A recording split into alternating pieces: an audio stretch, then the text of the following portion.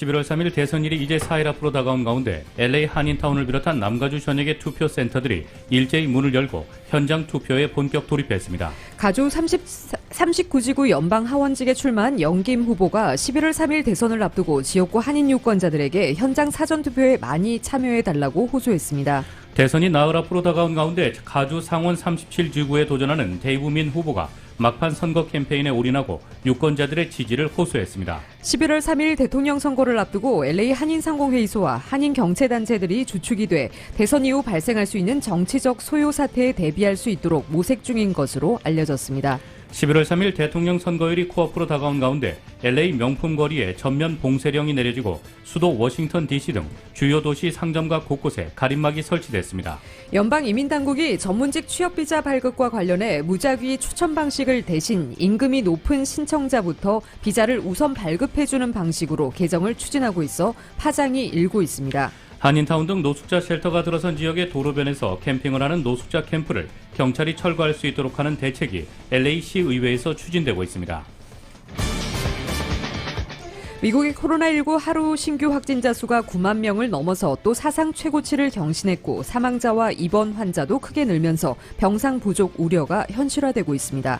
어제 남부의 경합주 플로리다에서 격돌했던 트럼프 대통령과 민주당 바이든 후보는 오늘은 북부의 주요 경합주들을 중심으로 치열한 유세전을 벌이고 있습니다. 국토안보부가 대선에서 해킹을 막기 위해 최대 규모의 작전을 계획하고 있다고 밝혔습니다. 뉴욕 증시에서 주요 지수는 미국의 대선 불확실성과 신종 코로나 바이러스 감염증의 급속한 확산 등으로 하락 마감했습니다. LA 지역 내일 대체로 맑은 날씨 보입니다. LA 지역의 내일 낮 최고 기온 85도, 밤 최저 기온 62도입니다. 이상은 이 시간 주요 뉴스입니다. 이 시간 주요 뉴스는 공항에서부터 목적지까지 모바일 체크인과 첨단 공기순환 시스템을 통해 안전한 기내 환경과 여행을 제공하는 아시아나 항공 제공입니다. 애청자 여러분 안녕하십니까? 조희정입니다. 안녕하십니까? 이균우입니다. 2020년 10월 30일 금요일 라디오 서울 이브닝 뉴스 1부입니다.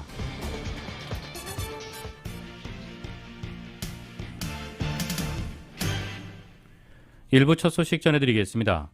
11월 3일 대선일이 이제 4일 앞으로 다가온 가운데 오늘부터 LA 한인타운을 비롯한 남가주 전역의 투표센터들이 일제히 문을 열고 현장 투표에 본격 돌입했습니다. 캘리포니아주의 선거 규정이 올해부터 바뀜에 따라 LA와 오렌지 카운티 선거관리국은 모든 투표센터들을 오늘부터 선거일까지 총 닷새간 오픈해 현장 투표를 실시합니다. 이에 따라 LA 한인타운 지역에서 투표가 가능한 투표센터는 지난 24일부터 사전투표가 실시돼 온 윌셔와 웨스턴의 윌턴 극장을 포함해 엠마누엘 교회와 주향 교회, 샤또 레크레이션 센터, 코엔과 찰스 김 윌셔팍 초등학교, LA 고등학교 등입니다. 이들 투표센터는 30일부터 선거일 전날인 11월 2일까지는 오전 10시부터 오후 7시까지 운영되며 선거일 당일인 11월 3일에는 오전 7시부터 오후 8시까지 투표가 치러집니다. 대선이 나흘 앞으로 다가온 가운데 가주 상원 37지구에 도전하는 데이브민 후보가 막판 선거 캠페인에 올인하고 한인 유권자들의 지지를 호소했습니다. 보도에 이은 기자입니다. 30일부터 LA와 오렌지 카운티 등 남가주 지역 투표센터가 일제히 문을 열고 현장 투표에 돌입한 가운데 한인들이 많이 거주하는 어바인과 더스틴, 코스타 메사를 포함해 헌팅턴 비치, 라구나 우즈, 뉴포트 비치를 지역구로 하는 가주 37지구 상원에 도전하는 데이브민 후보가 지역 한인 유권자들에게 한 표를 호소했습니다. 데이브민 후보입니다. But we need every vote we can get. This race will be very close. If you were able to help us by voting, by getting your family and your Jingos to vote, we need it. I know that if I'm elected, I'm not just representing Senate District 37, but I'm representing Hanguk people across the state of California and really across the country. 민 후보는 이번 주말 동안 가주 37지구의 한인 유권자들에게 전화와 문자를 비롯한 한국어 전단지를 배포하는 등 유권자들에게 아웃리치하기 위해 피치를 올리고 있다고 밝혔습니다. Last week, my mom joined.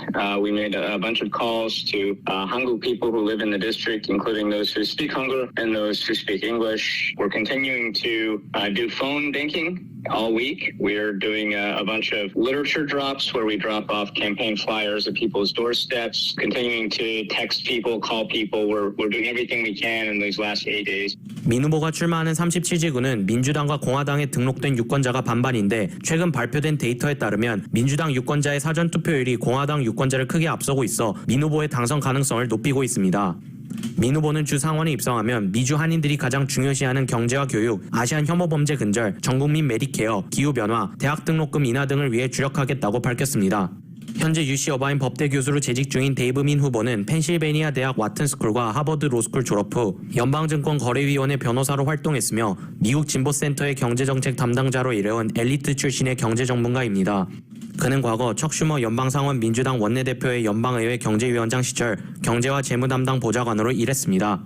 데이브 민 후보는 민주당 거물급 정치인들의 공식 지지를 잇따라 거머쥐었습니다. 조 바이든 대선 후보와 게빈 뉴섬 가주주지사, 앤서니 랜던 가주 하원의원장, 그리고 지난 민주당 대선 후보 경선 초반에 돌풍을 일으켰던 피트 부티지지 전 인디애나 사우스 밴드 시장의 공식 지지를 받았습니다. 라디오 서울 뉴스 이은입니다. 가주 39지구 연방하원직에 출마한 영김 후보가 11월 3일 대선일을 앞두고 맞는 마지막 주말인 오는 토요일과 일요일에 지역구 한인 유권자들이 현장 사전투표에 많이 참여해달라고 호소했습니다. 오렌지 카운티에서는 오늘부터 본격적으로 100여 개가 넘는 투표소가 열린 가운데 오늘 영김 후보는 지역 한인 유권자들에 가능하면 대선 당일까지 기다리지 말고 사전투표에 참여해달라고 독려했습니다. 김 후보는 선거 당일에는 많은 유권자들이 투표소에 몰려 대기 기간이 긴데다 코로나19의 노출 위험 등으로 인파가 몰리는 대선 당일보다는 이번 주말을 이용해 미리 투표소를 방문해달라고 강조했습니다. 영김 후보입니다. 한인 유권자들께 좀 더 부탁도 드리고 앞으로 이번 위켄드에 오늘부터 오렌지 카운티하고 LA 카운티의 그 보링 센터들이 다 오픈했기 때문에 특별히 이제 주중에 바쁘셨더라도 주말에 많이 여러분들이 가서 좀 투표를 해주시기를 당부드리려고 전화를 했습니다. 한편 공화당 측에서는 선거 당일 투표소 현장에 오후 8시까지 투표소 앞에서 줄선 유권자들에게는 마감 시간 이후에도 투표할 수 있도록 하는 방안을 추진 중이라고 합니다. 이번 선거에서는 사전 투표율이 기록적으로 높은 가운데 영김 후보가 출마한 39지구에서 한인 유권자들의 43%가 이미 투표를 마친 것으로 드러났습니다. 11월 3일 대통령 선거를 앞두고 보안당국이 선거 후 폭동이 일어날 가능성을 우려하고 있는 가운데 LA 한인상공회의소와 한인경제단체들이 주축이 돼 대선 이후 발생할 수 있는 정치적 소요 사태를 한인들이 사전에 인지하고 대비할 수 있도록 모색 중입니다.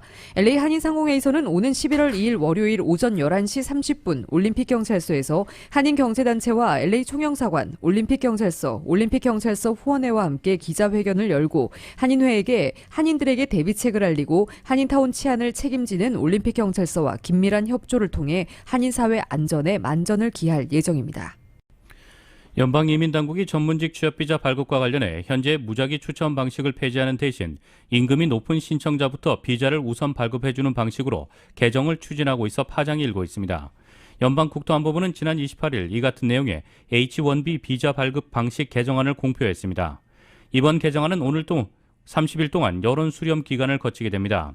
개정안대로 H-1B 발급 방식이 바뀔 경우 상당수 한인들을 비롯한 저임금 부문 H-1B 신청자들의 취업비자 발급이 크게 위축되면서 관련 한인 업체들도 타격을 입을 수 있다는 우려가 제기되고 있습니다.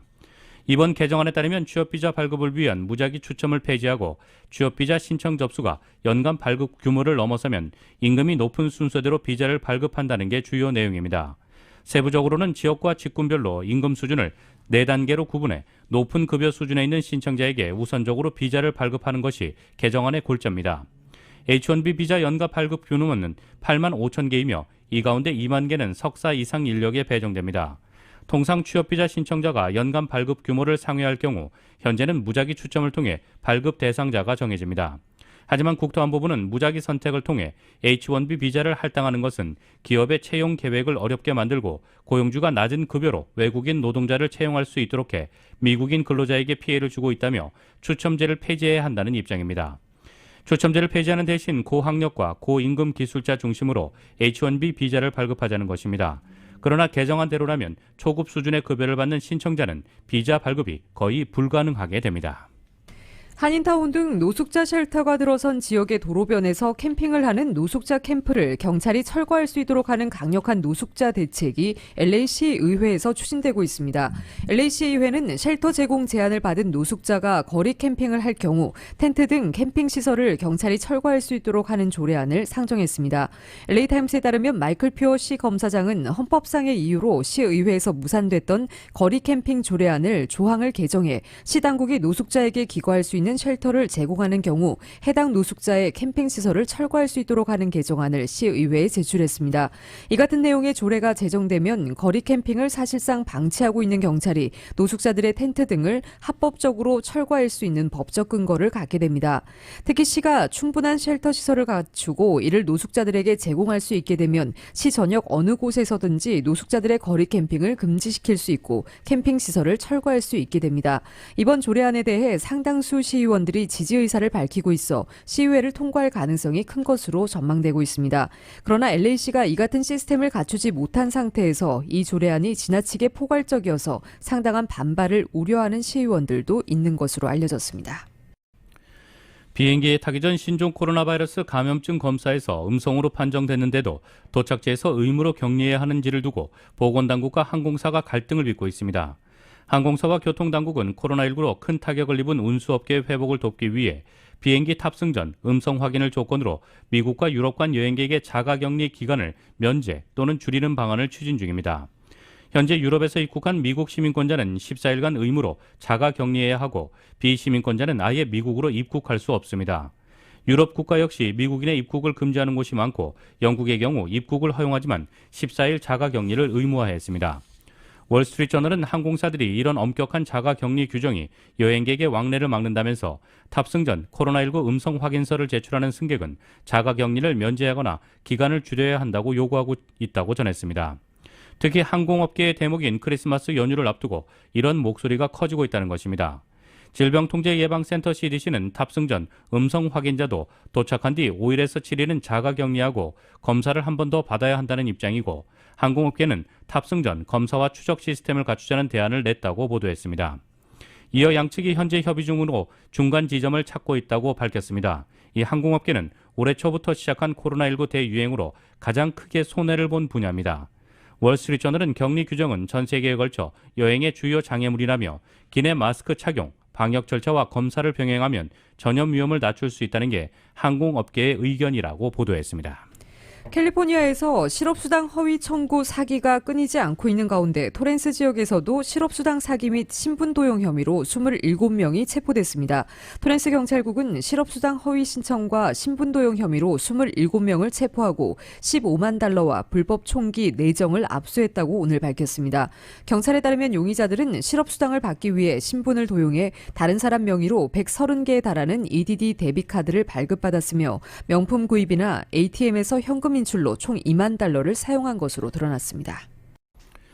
썸머타임이라고 불리는 일광절약 시간제가 이번 주 일요일인 11월 1일 새벽 2시를 기해 종료됩니다. 이에 따라 이날 잠들기 전 시계 바늘을 1시간 뒤로 조정해야 합니다. 일광절약 시간제가 끝나는 오는 1일부터는 LA와 서부 지역 간, 서울 간 시차는 기존 16시간에서 17시간으로 1시간 늘어납니다. 미국 소식 전해드리겠습니다. 대선일인 11월 3일이 이제 며칠 남지 않았습니다. 어제 남부의 경합주 플로리다에서 격돌했던 트럼프 대통령과 민주당 바이든 후보는 오늘은 북부의 주요 경합주들을 중심으로 유세전을 벌이고 있습니다. KBS의 보도입니다.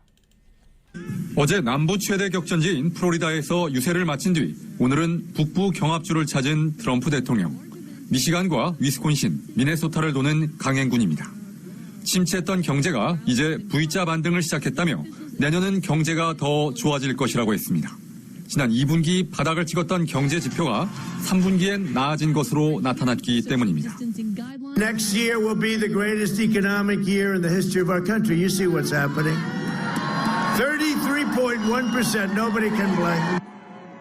코로나19로 인한 하루 확진자 수가 9만 명을 돌파했지만 트럼프 대통령은 괜찮다고 했습니다. Deaths are way down and where people are getting better. But I'm an example of it. 민주당 바이든 후보 역시 오늘 하루 동안 아이오와와 미네소타, 위스콘신 등 북부 주요 주들을 도는 강행군에 나선 상태입니다. 작심한 듯 트럼프 대통령은 자신의 이익만 챙기는 사람이라고 비난했습니다. 심지어 트럼프 대통령 같은 사람들이 가난한 사람들을 무시한다고도 했습니다. I've dealt with guys like Trump my whole life. So have you. Guys who think because they have a lot more money that they're better than you. Look down on you. 망가진 경제는 자신이 살리겠다고 했습니다. 코로나 확산 역시 막겠다고도 했습니다. I'm not going to shut down the economy. I'm going to shut down the virus. 사전 투표자가 8천만 명을 넘어서면서 부동층 역시 지난 대선에 비해 절반 가까이 줄어든 상태지만 막판까지 경합주의 표심을 얻으려는 총력전이 이어지는 양상입니다. 워싱턴에서 KBS 뉴스 금철영입니다. 이번 미국 대선 사전투표율이 역대 최고를 기록하고 있습니다. 대선을 엿새나 남겨둔 시점에 이미 지난 2016년 대선 총투표수의 절반을 넘겼을 정도입니다. 유난히 높은 사전투표율기, 이유가 뭘까요? YTN의 보도입니다. 미국에서 사전투표를 한 유권자가 8천만 명을 넘었습니다. 이미 지난 28일 2016년 대선의 총 투표자 1억 3천여만 명의 절반을 넘긴 상태에서 계속 고공행진 중입니다. 2016년 대선 당시 사전투표자는 총 5,800만 명. 당시 전체 사전투표수도 지난 25일 이미 뛰어넘었습니다. 코로나19 확산을 우려해 당일 현장 투표보다는 사전 투표를 선호하는 유권자들이 증가한 것으로 보입니다. Yeah, we are well on our way to 90% turnout. It continues to be really record-breaking turnout here in King County. At this point, we have about 850,000 ballots in the building, really coming up on 60% already turned. 동시에 4년 전 대선을 외면했던 흑인들이 올해는 사전 투표에 대거 참여하고 있다는 분석이 나옵니다. 대선 2주 전인 지난 20일 기준 조지아주에서 사전투표에 참여한 흑인은 60만 1000명으로 4년 전 28만 6천여 명의 2배를 넘습니다. 메릴랜드주는 같은 기준 1만 8천여 명에서 19만여 명으로 10배 이상 증가했고 캘리포니아주는 10만 6천여 명에서 30만 3천여 명으로 3배 가까이 늘었습니다. 흑인은 민주당의 핵심 지지층으로 꼽힙니다. Not afraid to say that I'm not a Trump supporter, so I want to see him out of office. 청년층 참여도 한몫하는 것으로 보입니다. NBC 방송 집계에서 28일까지 사전투표를 끝낸 18세에서 29세 유권자는 600여만 명으로 4년 전 같은 기간 200만 명 수준을 훨씬 뛰어넘습니다. 뉴욕타임스의 이달 여론조사에서도 젊은 층의 61%는 사전투표를 하겠다고 답해 다른 연령층보다 사전투표 열기가 높았습니다. 같은 조사에서 18세에서 29세 유권자는 58%가 바이든을 지지했고 트럼프 대통령 지지는 30%에 그쳤습니다. 뉴욕타임스는 민주당 지지자들은 우편 투표를 많이 하고 공화당 지지자들은 현장 투표를 좀 더 하는 경향으로 볼 때 대선 당일 초기 개표 결과가 공화당 우세로 나타나다가 우편 투표 개표에 따라 민주당이 힘을 받는 상황이 될 수 있다고 전망했습니다. YTN 이어진입니다. 대선을 앞두고 사전투표 열기가 뜨겁습니다. 특히 텍사스주의 경우 사전투표자가 4년 전 투표자 수를 넘어서 최종 결과에 어떤 영향을 미칠지 주목되고 있습니다. YTN입니다. 텍사스 휴스턴 거리에서 한밤중에 사전투표를 독려하는 콘서트가 열렸습니다.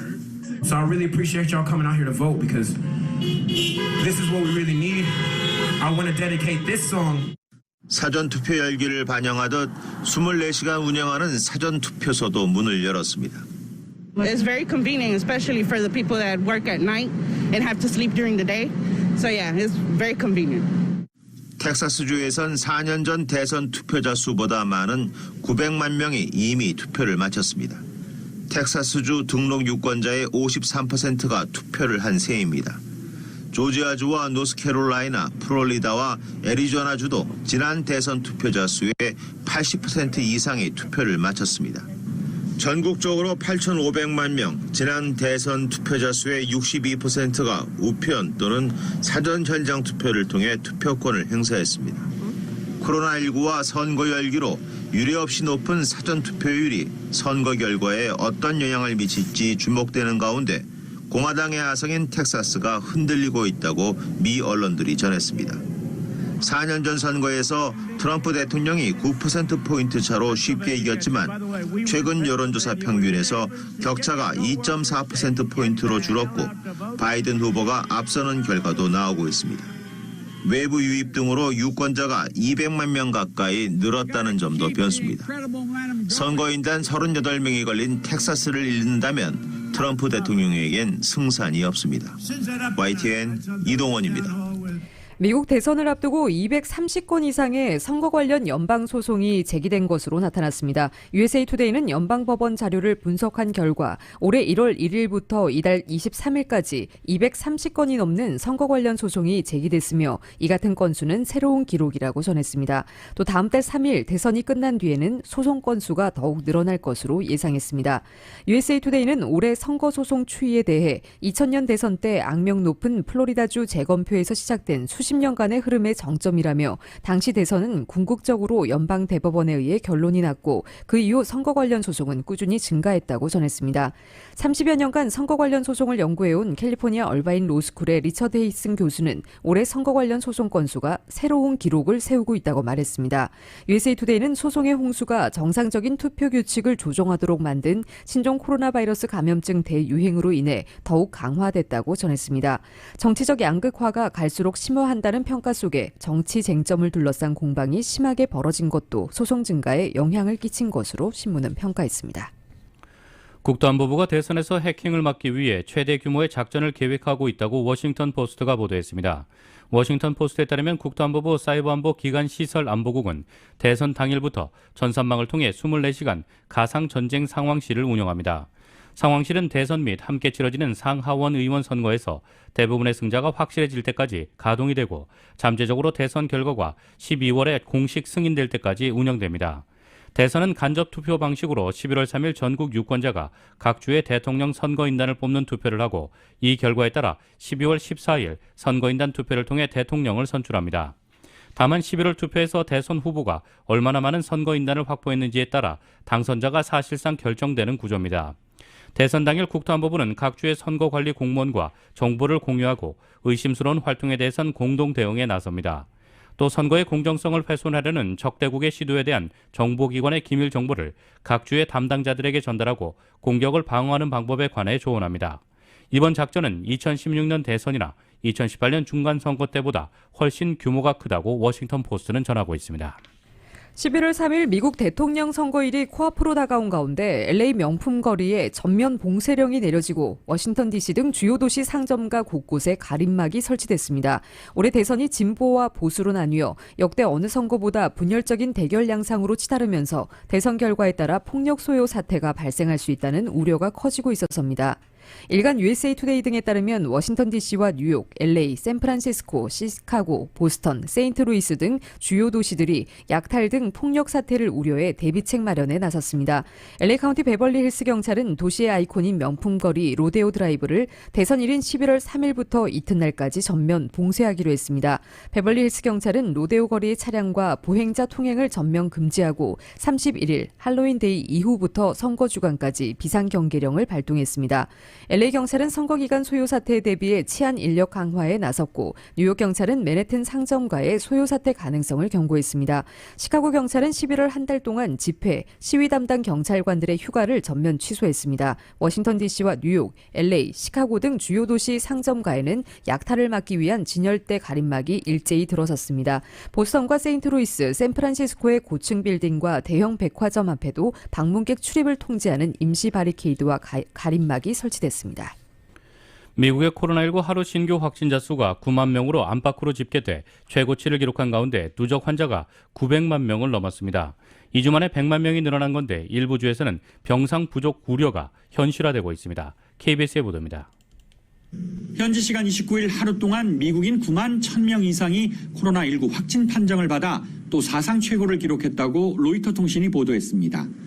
워싱턴 포스트는 같은 날 미국의 신규 확진자 수가 8만 9천 명, 뉴욕타임스도 8만 6천 명을 넘었다며 최고치라고 보도했습니다.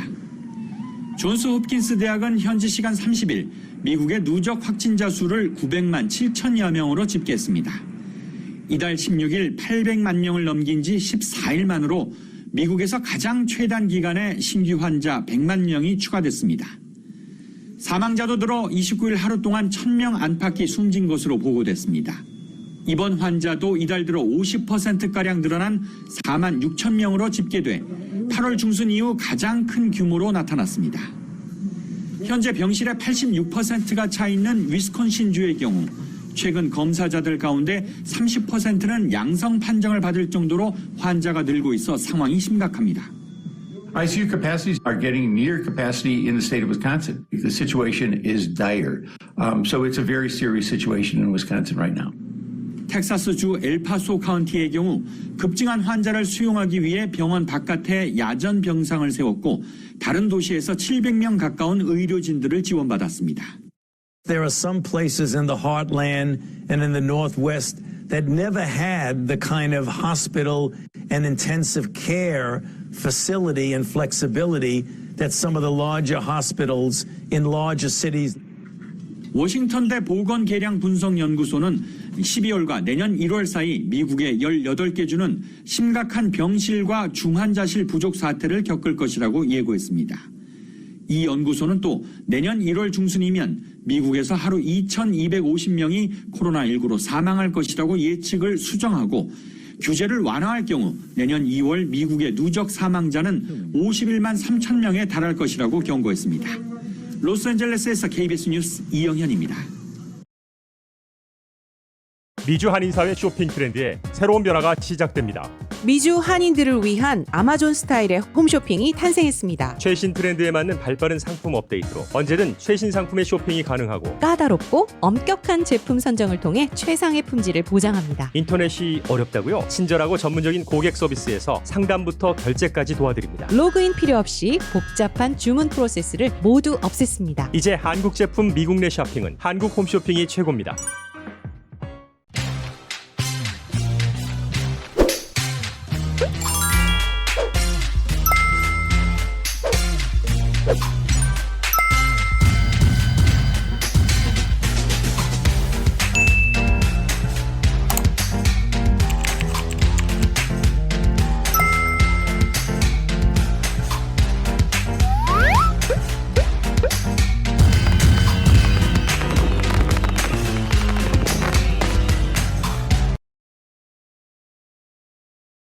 한국 소식 전해드리겠습니다.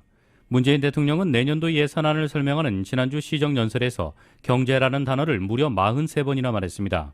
반면 지난해에는 10번을 언급하고도 올해는 한 번도 말하지 않은 단어도 있습니다. YTN의 보도입니다. 내년도 예산안 제출의 즈음에 대통령이 의회에서 하는 국정연설. 시정연설에는 국민의 세금으로 꾸린 나라 예산을 어디에 어떻게 편성하여 쓸 것인지 국정 전반에 대한 대통령의 구상이 담겨 있습니다. 문재인 대통령은 2017년 추경을 위한 첫 시정연설에서 일자리를 44번, 청년을 33번 언급했습니다. 국민의 삶이 고단한 근본 원인은 바로 일자리입니다. 지금 우리의 고용 상황이 너무나 심각합니다.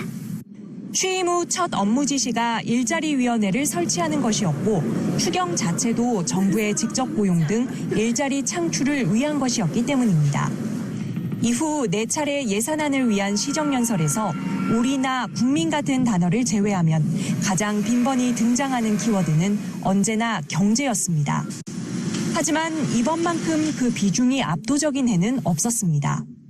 경제에서 확실한 반등을 이루어야 할 시간입니다.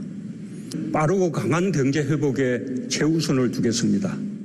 지난해와 올해를 놓고 보면 메시지의 차이가 더욱 확연해집니다. 지난해에는 공정이라는 단어를 27번 사용하며 검찰 개혁과 공수처 신설의 필요성을 거듭 강조했습니다. 국민의 요구를 깊이 받들어 공정을 위한 개혁을 더욱 강력히 추진하겠습니다. 반면 올해 공정은 단 2차례 언급에 그쳤고 지난해 10번이나 말한 검찰은 한 번도 언급하지 않았습니다. 남북관계와 관련해 평화는 변함없이 언급했지만 북한은 역시 한 번도 꺼내지 않았습니다. 자칫 야당의 반발이나 정치권 논란으로 이어질 수 있는 현안은 최대한 피해가며 경제 회복을 위한 야당의 협조를 구하는 데 집중했다고 볼 수 있습니다. 하지만 연설 당일 문 대통령은 국민의힘 의원들의 항의성 구호 속에 국회에 들어섰고 국민의힘 대표는 사전 환담을 거부했습니다. 단어까지 골라 쓴 협치 요청도 특검을 둘러싼 대치 정국에 묵혀있게 됐습니다. YTN 나연수입니다. 공직선거법 위반 등의 혐의로 체포영장이 발부된 더불어민주당 정정순 의원이 오늘 오전 검찰에 자진 출석합니다. 그제 국회에서 체포동의안이 가결된 지 이틀 만에 검찰 조사를 받게 됐습니다. YTN의 보도입니다. 공직선거법 위반 혐의 등을 받는 더불어민주당 정정순 의원이 결국 검찰에 자진 출석하기로 했습니다. 정 의원 측은 검찰과 협의해 이같이 정했다고 밝혔습니다. 체포동의안이 국회를 통과한 지 이틀 만에 검찰 조사를 받게 됐습니다. 앞서 청주지방법원은 체포동의안이 국회를 통과하자 9시간 만에 체포영장을 발부했습니다. 이에 정 의원은 다음 주 초반쯤 검찰에 출석할 것으로 예상했지만 예상보다 빨리 영장이 발부되면서 검찰 출석도 앞당겨진 것으로 보입니다. 검찰은 지난 8월 이후 정 의원에게 8차례에 걸쳐 출석을 요구했지만 개인 일정과 국회 일정을 이유로 불응했습니다. 첫 출석 요구 이후 3달여 만에 나올 정 의원을 상대로 검찰은 부정 의혹 등을 집중적으로 캐물을 것으로 보입니다. 정 의원은 지난 4.15 총선 과정에서 회계부정과 불법 정치자금 등을 수수한 혐의를 받고 있습니다. 또 검찰은 일부 선거법 위반과 정치자금법, 개인정보보호법 위반 혐의에 대해서도 조사하고 있습니다. 이 가운데 지난 15일 공소시효가 만료된 선거법 위반 혐의는 먼저 기소돼 다음 달 18일 첫 재판이 열립니다. YTN 이성호입니다. 이명박 전 대통령은 대법원 확정 판결로 이틀 뒤 구치소에 재수감됩니다. 이번 대법원 판결은 해묵은 다스 실소유주 논란이 일단락됐다는 의미도 있지만 보석 제도나 대통령에 대한 형사법 절차 등에 대해 첫 기준을 제시했다는 평가도 받고 있습니다. 계속해서 YTN입니다. 수행원에 둘러싸인 이명박 전 대통령이 구치소 출입문을 빠져나옵니다. 지난 2월 항소심에서 징역 17년을 선고받아 보석이 취소돼 수감됐지만 갑자기 엿새 만에 다시 풀려난 겁니다. 당시 이 전 대통령 측은 보석 취소 결정이 부당하다며 재항고를 하면서 관련 법령에 따라 보석 취소에 대한 집행 정지도 이뤄져야 한다고 주장했습니다. 재항고는 즉시 항고에 해당하고 즉시 항고가 제기됐을 땐 해당 재판의 집행이 정지된다는 형사소송법 규정을 근거로 들었습니다. 과거 전례가 없던 새로운 주장을 들고 나온 건데 검찰은 이 전 대통령 측의 꼼수라고 반박했지만 결국 재판부는 다퉈볼 만한 주장이라며 이 전 대통령을 풀어줬습니다. 그러나 대법원은 이 같은 이 전 대통령 측 주장을 받아들이지 않았습니다. 보석 취소 결정의 목적은 석방됐던 피고인의 신속한 신병 확보라며 그 결정이 1심인지 항소심인지에 따라 취지가 달라져서는 안 된다고 설명했습니다. 1심에선 항고해도 집행정지가 되지 않는데 항소심에선 재항고로 집행정지가 되면 모순이라는 판단입니다. 또 대법원은 즉시 항고라고 해도 항상 집행정지의 효력이 있는 건 아니라는 점도 명확히 했습니다. 고등법원이 한 보석 취소 결정에 대하여는 집행정지의 효력을 인정할 수 없다는 법리를 최초로 설치했다는 점에서 의의가 있습니다. 이번 판결에선 대통령에 대한 여러 형사 법리적 쟁점을 정리한 점도 눈에 띕니다. 이 전 대통령이 취임 전에 받은 뇌물도 인정하면서 대통령이 될 자의 기준을 당내 경선 승리 시점부터로 명시했고 재직 중 불소추 특권을 고려해 임기 중엔 공소시효가 정지된다는 점도 판시했습니다. 10년 넘게 이어진 다스 실소유주 논란에 종지부를 찍은 이번 판결에는 보석제도와 대통령 관련 형사법 조항의 기준을 명확하게 제시한 첫 판례로서의 의미도 함께 담겼다는 평가입니다. YTN 나힌입니다. 최근 재산세 완화 논의를 두고 지방자치단체들의 반발이 있는 가운데 더불어민주당이 종합부동산세로 재산세 감소분을 보전해주는 방안을 검토하고 있습니다. 논란이 되는 대주주 요건 강화는 2년 정도 유예하는 방향으로 의견을 모아가는 것으로 전해졌습니다. YTN의 보도입니다. 최단 시일 내에 결론을 내서 여러분께 작은 희망이나마 드리겠다 이 말씀을 드리겠습니다. 더불어민주당 이낙연 대표의 의지와 달리 1주택자 재산세 완화 문제는 결론이 쉽지 않습니다. 6억이냐 9억이냐 재산세 완화 기준에 대한 당정청간 이견뿐 아니라 세수 감소에 대한 지방정부의 반발도 거세기 때문입니다. 이에 따라 민주당은 지방정부 세수 감소분을 종합부동산세로 보전하는 방안을 검토하고 있습니다. 현재 종부세는 재정 자립도가 낮은 지자체에 교부하는데 여기에 더해 최근 제도 강화에 따른 종부세 증가분을 재산세 완화 타격이 큰 지자체에 나눠준다는 겁니다. 하지만 당내에서는 과연 보전 효과가 충분할지 아직 의심스럽다는 반응도 있어 논쟁이 쉽게 끝날 것 같진 않습니다. 민주당은 또 6억에서 9억 사이 등 과표 구간을 세분화해 재산세율을 단계적으로 낮추는 방안도 검토하는 상황. 다양한 이해관계만큼 논의도 복잡할 수밖에 없습니다. 양도세 부과 대상이 되는 대주주 기준을 10억에서 3억으로 낮추는 방안을 둘러싼 논란을 어떻게 잠재울지도 시급한 과제입니다. 아까부터 계속 지금 나오는 댓글이 그 주식 양도소득세 부과 대상이 되는 대주주 범위예요. 3억 그 폐지하라는 얘기인데 너무 걱정하지 않으시도록 하겠습니다. 이렇게 말씀드릴게요. 민주당은 대주주 기준 강화 방안을 2년 정도 유예하는 것을 검토하는 걸로 전해졌습니다. 재산세와 대주주 요건 문제는 내일 고위 당정청 회의에서 집중적으로 논의될 것으로 보입니다. 민주당은 다음 주 초에는 결과를 발표하겠다는 방침인데 여러 우려를 불식할 대책을 내놓을지 관심이 높습니다. YTN 김대근입니다. 헬스 에브리데이. 백색 소음 관련 앱이 인기입니다. 잠자리에서 빗소리 같은 자연 음향, 또 선풍기 돌아가는 소리 같은 저주파 기계음을 듣다 보면 단잠을 자게 된다는 이유에서입니다.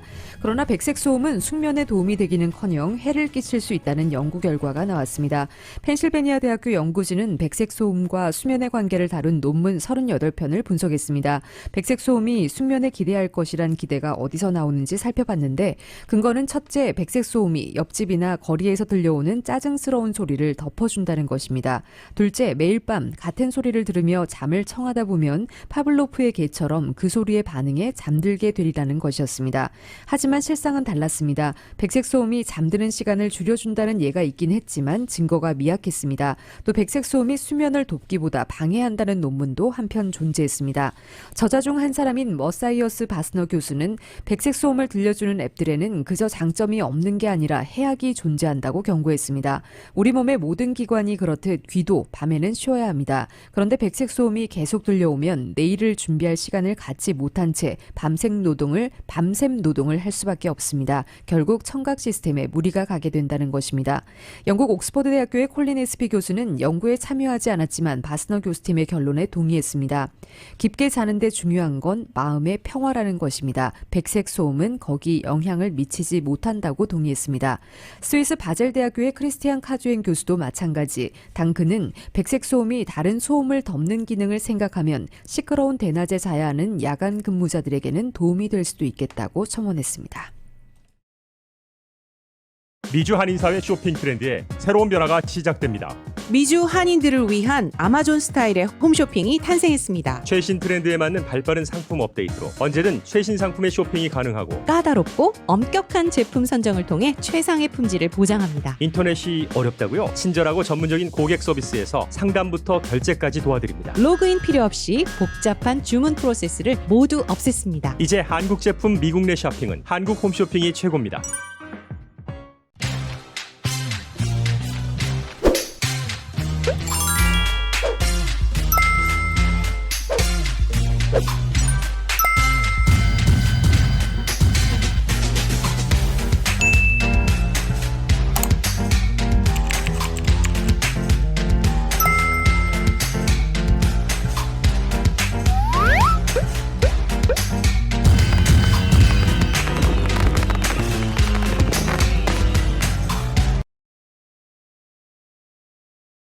뉴욕 증시에서 주요 지수는 미국의 대선 불확실성과 신종 코로나 바이러스 감염증의 급속한 확산 등으로 하락했습니다. 오늘 뉴욕 증권거래소에서 다우 지수는 전장보다 157.51포인트, 0.59% 하락한 26,501.60에 거래를 마쳤습니다.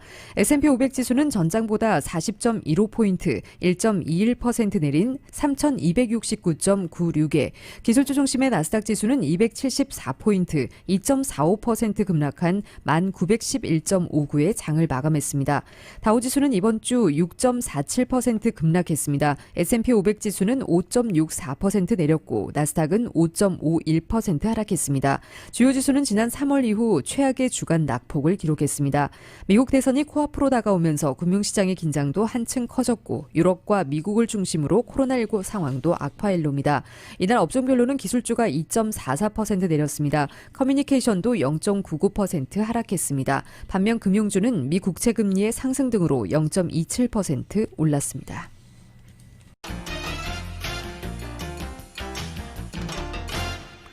신종 코로나 바이러스 감염증 사태가 연일 맹위를 떨치는 가운데 국제유가도 하락세를 이어갔습니다.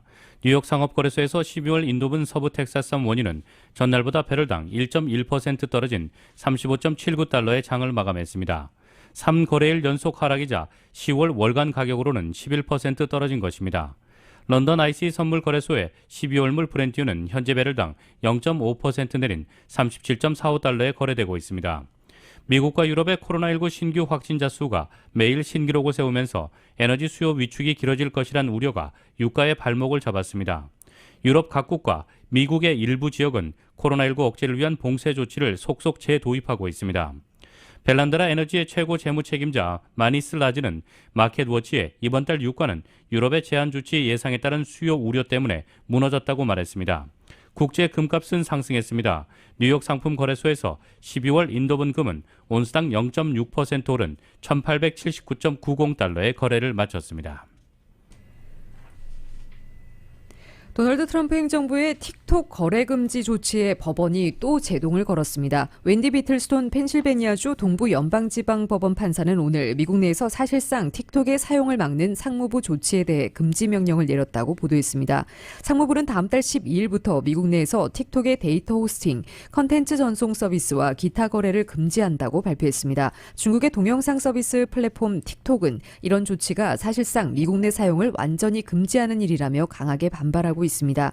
틱톡을 기반으로 활동하는 미국의 크리에이터 3명이 낸 이번 소송에서 비틀스톤 판사는 상무부 명령이 전 세계 7억 명이 사용하는 표현 활동의 플랫폼을 미국 내에서 금지하는 효과를 가져올 것이라며 1억 명 이상의 유저가 미국에 있고 이 중 최소 5천만 명은 매일 사용한다고 지적했습니다.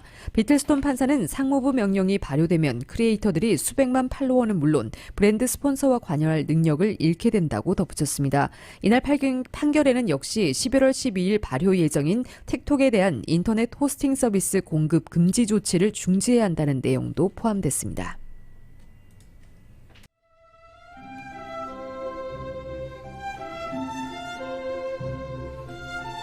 10월 30일 금요일 오늘 밤과 내일 날씨입니다. 남가주 지역 토요일인 내일 대체로 맑은 날씨 보입니다. 일요일은 부분적으로 약간 구름 끼겠습니다.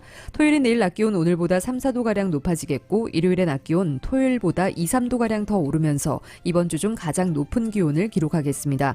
50도대로 떨어졌던 밤 기온도 60도 초반대로 조금 오르겠습니다. LA 한인타운의 내일 낮 최고 기온 85도, 밤 최저 기온 62도입니다.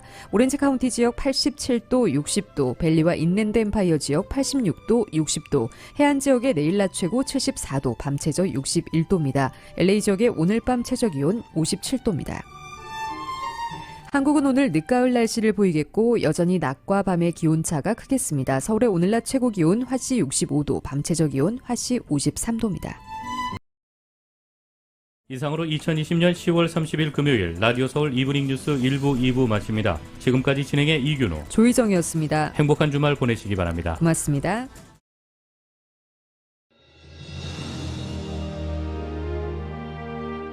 한인 커뮤니티의 소중한 친구이자 생활의 동반자 라디오 서울이 개국 28주년을 맞았습니다. 1903년 한인들이 하와이에 첫 발을 내디딘 이래로 미주 한인 커뮤니티는 지금껏 쉼없이 성장해 왔습니다. 부딪히고 좌절하고 힘겨울 때 우리에게 가장 큰 힘이 되어준 것은 서로를 향한 격려와 응원이었습니다. 한인 커뮤니티와 더불어 성장한 라디오 서울. 라디오 서울의 28년은 우리의 이민 역사와 맥을 같이 합니다. 세상의 모든 이야기를 담으려는 라디오 서울 방송은 우리가 함께 만드는 우리의 이야기입니다. 사람과 사람을 이어주는 라디오 서울 1650. 청취자와의 소통만으로 기뻤던 1992년. 그리고 28년이 지난 지금 라디오 서울은 멀티미디어 그룹으로 거듭났습니다. 1992년 첫 방송을 시작한 이후 FM 라디오, 모바일 서비스를 거쳐 보는 라디오, 라디오 서울 TV, 라디오 서울 유튜브, 한국 TV 채널, 한국 홈쇼핑 등 시대의 변화와 애청자의 요구에 부합하는 미래지향적인 라디오 서비스로 만들어가고 있습니다. 특히 코로나19 바이러스가 가져온 세계적인 팬데믹은 우리의 삶의 방식을 바꿨으며 다가올 미래에는 더욱 진화된 방송이 요구될 것입니다. 이에 라디오 서울 방송은 다가올 새로운 시대를 대비하여 N스크린 멀티 디바이스 방송으로 다시 태어났습니다. 때와 장소를 불문하고 어떠한 기기로도 듣고 볼 수 있는 방송이 라디오 서울이 추구하는 N스크린 멀티 디바이스 방송입니다. 24시간 늘 깨어있는 방송, 눈과 귀가 함께하는 방송, AM 1650, FM 106.3 라디오 서울 방송. 미국 내 다양한 이슈를 생생하게 전달하는 강혜신의 오늘의 미국. 기분 좋은 아침, 반짝이는 하루를 선사하는 이영돈 선우의 좋은 아침, 좋은 하루. 나른한 오후 활력을 전하는 싱글벙글쇼와 라디오 콘서트. 빠르고 정확한 뉴스, 지구촌 소식을 실시간 전하는 모닝뉴스와 이브닝 뉴스. 한국 TV와 유튜브로 이원 방송하는 조희정의 한국 홈쇼핑 리뷰. 라디오 서울은 당신의 또 다른 가족입니다. 사람과 사람을 이어주는 방송, 들으면 행복해지는 라디오 서울. 지금까지의 28년이란 밑거름을 통해 앞으로 희망이 이루어지는 아름다운 세상을 만들어 가겠습니다. 라디오 방송의 한계를 넘어 N스크린 방송으로 더 멀리, 더 높이 세상 보는 눈을 키우는 최고의 방송, 라디오 서울.